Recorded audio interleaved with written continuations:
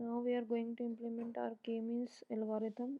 This is your Jupyter notebook that I have already opened. You'll create your new notebook by clicking over here. And simply, as we discussed, our steps for k-means algorithm, we'll start directly by importing packages.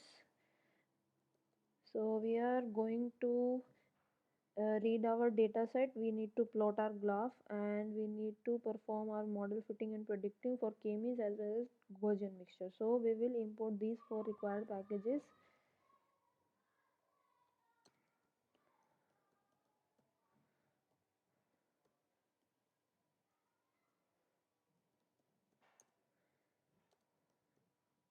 I hope you all are a little aware about how we are writing the names of the packages, how we are using the aliases over here.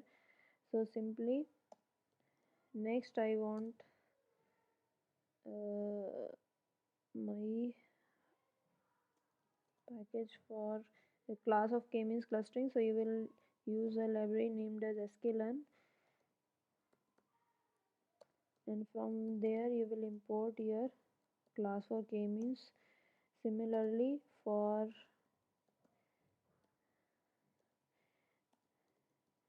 see, when you are initially starting your ML programming, you may not be aware about the libraries or the classes where they are actually existing. As you practice more and more, you will come to know about where these models or classes are actually residing. तो basically ये जो हमने k means वाला class import किया है, ये हमने किस लिए किया है? For k means परफॉर्म करने के लिए, और ये जो हम लोगों ने की है, ये हम लोगों ने की है EM अप्रोच के लिए, right? So to run this, simply you need to just alt and enter.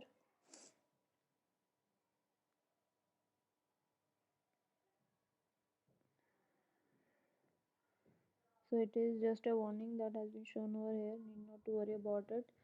So where my CSV file is residing, I'll simply read from there with the help of pandas. I'm creating a variable named as df, and I will read my CSV file simply by copy pasting the name of the file. So my file is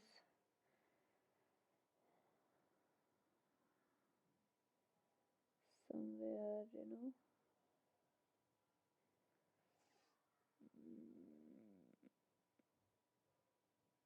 over here. So what I will do is copy paste its path.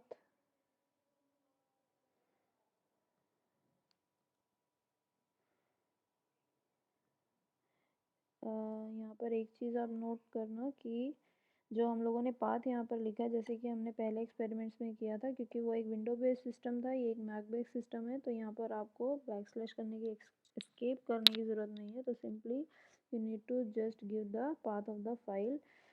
अब मैंने इस file के अंदर data set किसे assume किया है, देख लेते हैं. ये जो आपकी फाइल है, इसके अंदर हमारे पास कस्टमर्स का कुछ डेटा है, जिसके अंदर 3-4 कॉलम्स हैं, जैसे कि customer ID, gender, age, annual income, then we are having our spending score. तो अब हम क्या करेंगे इस डेटा सेट के लिए, अब ये आपके ट्रेनिंग सैम्पल्स हैं. अब अभी कितने training sample it is having? Approximately 200 training sample. It is not necessary कि आप भी यही वाला डेटा सेट यूज़ करें, आप कोई भी डेटा सेट यूज़ कर सकते हैं. Number of data sets are available over the internet too. अब यहाँ पर जितने भी कस्टमर्स हैं, मैंने इसमें से सिर्फ 2 ही कॉलम्स को चूज़ किया है क्लस्टरिंग के लिए. this one, annual income and spending score. So let us have a look at our file, what our file look like. To have a look at our file, I will simply see over here you are having a first 5 lines of your CSV file that has been stored to your DF. Whenever we are reading a CSV file, it creates a data frame over here, right? So to get the lines from your data frame, for rows from your data frame, it will, the head function will return the first 5 rows. Okay, अब मैंने आपको कहा कि मैं यहाँ से सिर्फ annual income और स्पेंडिंग स्कोर का यूज़ करने वाली हूँ, तो मैं क्या करूँगी, इसमें से इन कॉलम्स को फेच करके अपने ट्रेनिंग सेट के अंदर रख लूँगी या इंस्टांसेस के अंदर रख लूँगी, जिसे मैंने नाम दिया है capital x. So what I will do is simply using this function I will get my third and fourth column and their values to be stored in my training samples.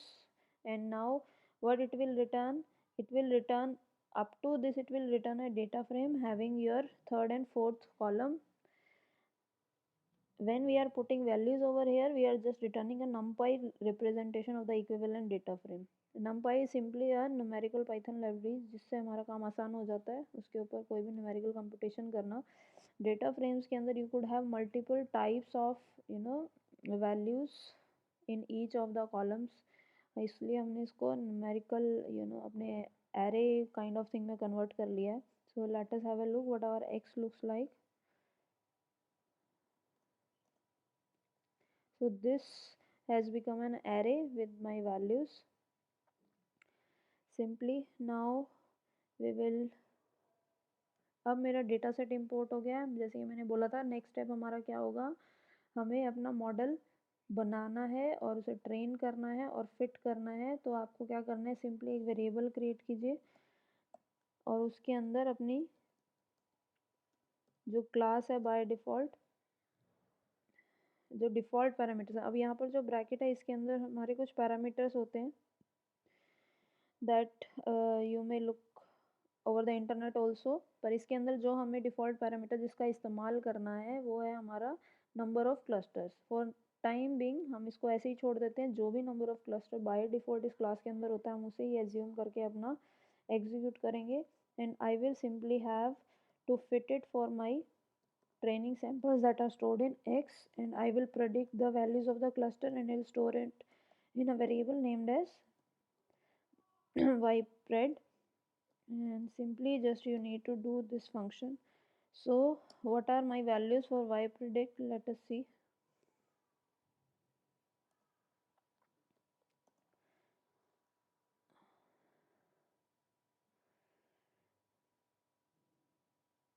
Sorry, X has not been passed over here. So these are the values. So over here you could see that the values of ypredict ranges from 0 to 7. That means by default the value of number of clusters over here is 8. अब यहाँ पर ये जो आपके 0 1 2 3 4 हैं, ये कुछ नहीं है, they are simply just a representation of the cluster number. By default आपका के मीन्स एल्गोरिथम जब एग्जीक्यूट करता है तो ये क्लस्टर्स को नाम क्या देता है, एक नंबर देता है. ठीक है, तो यहाँ पर आपके 8 क्लस्टर्स बन चुके हैं. पर क्या ये 8 अप्रोप्रिएट वैल्यू है, हमने इस पर बात की थी अपने प्रीवियस वीडियो में. तो हम क्या करेंगे, इसको चेक करेंगे कि हमारी अप्रोप्रिएट वैल्यू क्या है. तो जो आपकी ये फाइनल प्रेडिक्शन है या फिटिंग है, उससे पहले हम लोग अपनी के की अप्रॉक्सीमेट वैल्यू निकालने की कोशिश करते हैं. और उसके लिए हमें क्या करना है, we have to check, I have to fit my model for number of values of k. So what I will do is simply I will have a variable to store the square distances that we have talked about in the video also. Simply I have created a variable जिसके अंदर आपके square distances store रहेंगे, ताकि मैं अपना graph plot कर सकूं और मैं देख सकूं कि के की कौन सी पर्टिकुलर वैल्यू के लिए हमारा एल्बो क्रिएट हो रहा है. तो मैंने इसको सिंपली एक लिस्ट बना दिया. अब हम डिफरेंट वैल्यूज़ ऑफ के लिए इसको चेक करेंगे कि हमारी ये वैल्यूज़ कहाँ से आ रही है. अब इस वैल्यू को कैलकुलेट करने के लिए भी आपको अलग से कुछ प्रोग्रामिंग कोड लिखने की ज़रूरत नहीं है, क्योंकि आपका जो मॉडल है जिसको भी आप एज्यूम करेंगे वो आपको एक बिल्ट इन फंक्शन देता है जो इसकी वैल्यू रिटर्न करता है, दैट इज़ इनर्शिया. अब यहाँ पर क्या होगा, के मीन्स के अंदर जैसे कि मैंने आपको बताया था, number of clusters we need to initialize and that is represented with the help of n underscore clusters. इसकी वैल्यू क्या होनी चाहिए, क्योंकि मैंने आपको कहा है कि हम के की बहुत सारी वैल्यूज़ लेके ट्राई करेंगे, तो I will put it simply I. So whatever value of I will be in the loop will be designated as a number of cluster. And for this model जिसका नाम हमने K means रखा है small, it is just a variable. हम इसको पहले fit करेंगे और प्रोडिक्ट करेंगे अपनी, सॉरी सिंपली फिट करेंगे और अपने स्क्वायर डिस्टेंसेस को कैलकुलेट करेंगे. एंड माई जो स्क्वायर डिस्टेंसेस हैं that will B given as I discussed with the help of a variable over here named as inertia. So let us have a look what my square distances look like. So these are your square distances among your different clusters, जो आपके clusters के बीच का distance है उसको simply हमने sum up किया है जो आपको WCSS के अंदर मिल रहा है। जब आपके क्लस्टर 1 थे तो 2 थे तो क्या था, 3 थे तो क्या था, इस तरह से। तो अब हम क्या करेंगे, इसके अंदर इसको ग्राफ को प्लॉट करने की कोशिश करेंगे।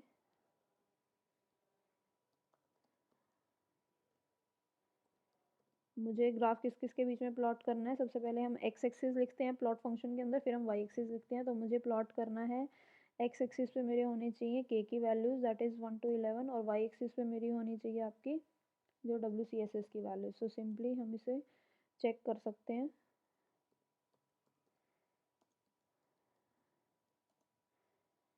So this is your graph is looking like, so approximate value of k that we are having is 5, right? तो अब हम क्या करेंगे, सिंपली जो आपकी ये यहाँ पर हम लोगों ने इसको प्रेडिक्ट किया था और जब हमने ये बाय डिफ़ॉल्ट इसकी वैल्यू ली थी तो वो 8 क्लस्टर्स की थी, तो हमें पता लग गया कि हमारी अप्रोप्रिएट वैल्यू क्या है, 5। तो what I will do is put simply my value equal to 5 and retrain it, and for retraining or for again fitting it you just need to execute it once more। अब आपकी जितने भी values हैं वो 0 से 4 के बीच में लाई करेंगे। So this is how your K means algorithm you have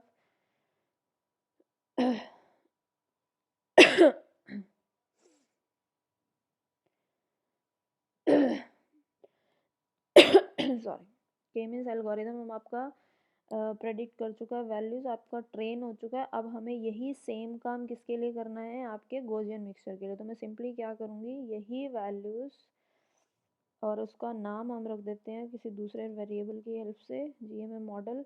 now the value of the class that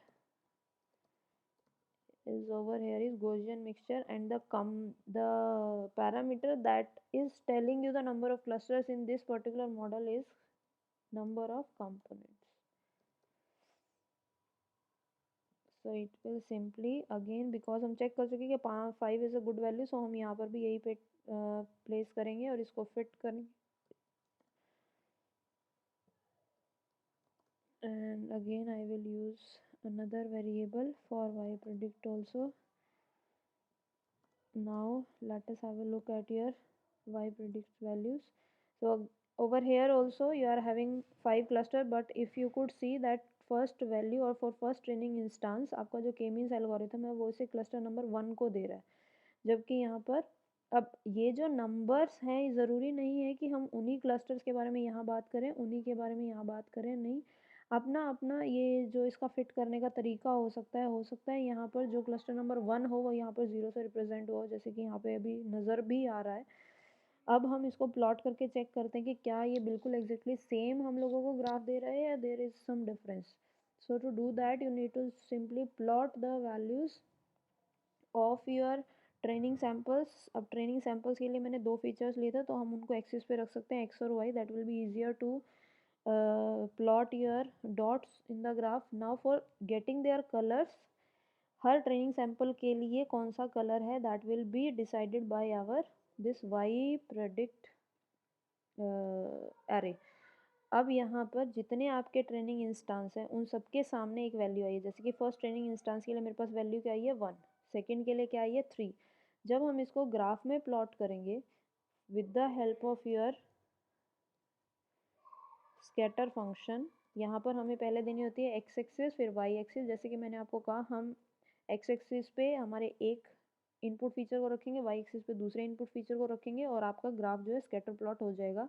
तो यहाँ पर हमारा एक्स वाज द एरे जिसके अंदर मुझे पहला कॉलम रखना है, तो आप सिंपली क्या करोगे, एक्स कॉलन कॉमा 0। अब यहाँ पर ये जो आपका कॉमा है इससे पहले हम लिखते हैं number of rose. If I am putting a column तो दैट मीन्स कि हमारी सारी रोज आनी चाहिए, और ये जो आपका बताता है ये बताता है range of the column numbers. तो हम यहाँ पर क्या कह रहे हैं, अपना फर्स्ट कॉलम उठाया मैंने और मेरी एक्स एक्सिस में डाल दिया। इसी तरह से जब मुझे सेकंड कॉलम उठाना है तो I will simply write it as this. Now I want to assign each of the points a color so that I could check कि आपके जो डेटा पॉइंट्स हैं वो किस किस कलर के किस किस क्लस्टर से बिलोंग करने हैं। उस चीज़ के लिए मैंने सिंपली क्या किया, इस कलर, अब जितने डेटा पॉइंट्स हैं, जितनी नंबर ऑफ़ रोज़ होंगी उतने आपके डेटा पॉइंट्स होंगे, राइट। और जितनी नंबर ऑफ़ रोज़ हैं उतने ही हर एक रो के रिस्पेक्ट में आपको एक वाई प्रेडिक्ट की वैल्यू मिली हुई है। अब जब भी हम कलर्स देने के लिए स्कैटर के अंदर सी वेरिएबल सी पैरामीटर का इस्तेमाल करते हैं, उसको आप इन 200 वैल्यूज़ के इक्विवेलेंट पुट करोगे। तो इन 200 values, it could be integer values, तो वो ऑटोमेटिकली इन सभी वैल्यूज़ को कुछ ना कुछ कलर असाइन कर देगा। अगर आपकी वो सारी वैल्यूज़ डिफरेंट है तो सभी के कलर डिफरेंट होंगे। अगर वो कहीं ना कहीं सिमिलर हैं तो वो एक वैल्यू को एक कलर, दूसरी वैल्यू को दूसरा कलर। अब यहाँ पर मुझे सिंपली क्या करना है, इस तरह से मुझे अपना ये स्कैटर ग्राफ प्लॉट करना है जो मेरा के मीन्स के लिए होगा। तो let us have a look कि आपका ये ग्राफ कैसा दिख रहा है।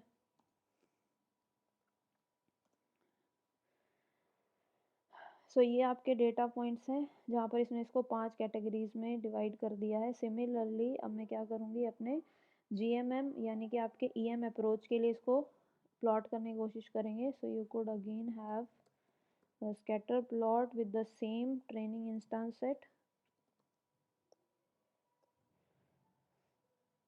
and for the value of colors now you will use instead the values given by your GMM model, right? So over here C will be equal to Y.